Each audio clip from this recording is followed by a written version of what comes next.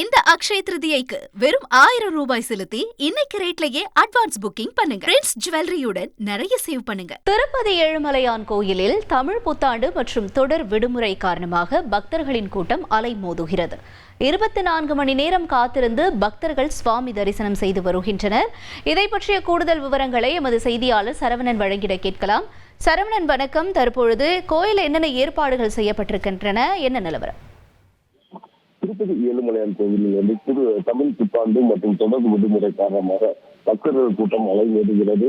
அதாவது முன்பதிவு செய்து கொண்ட பக்தர்கள் 3 முதல் 5 மணி நேரம் காத்திருந்து சுவாமி தரிசனம் செய்து வருகின்றனர். அதேபோல் கீழ்த்திருப்பதியில் வழங்கப்படும் இலவச டோக்கன் பெற்ற பக்தர்கள் 5 முதல் 7 மணி நேரம் காத்திருந்து சுவாமி தரிசனம் செய்து வருகின்றனர். இந்த டோக்கன்களும் முன்பதிகளும் எதையும் இல்லாத நேரடியாக வரும் பக்தர்கள் 20 முதல் 24 மணி நேரம் காத்திருந்து சுவாமி தரிசனம் செய்கின்றனர். மேலும் இந்த நீண்ட வரிசையில் அந்த பக்தர்கள் நீண்ட வரிசையில் 2 முதல் 3 கிலோமீட்டர் வரை நீண்ட வரிசையில் காத்திருந்து சுவாமி தரிசனம் செய்து வருகின்றனர்.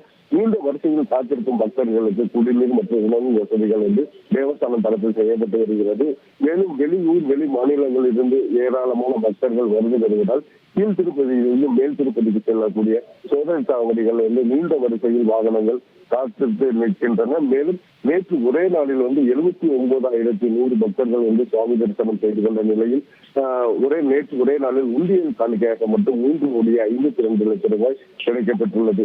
உங்களுடைய தகவல்களுக்கு நன்றி சரவணன். சேத்ரிதிக்கு பிரின்ஸ் ஜுவல்லரியில நீங்க வாங்கும் ஒவ்வொரு 8 கிராம் தங்க நகைக்கும் 2000 மதிப்பிலான தங்கம் இலவசம். வெறும் 1000 ரூபாய் செலுத்தி இன்னைக்கே கோல்ட் ரேட்டை லாக் பண்ணுங்க.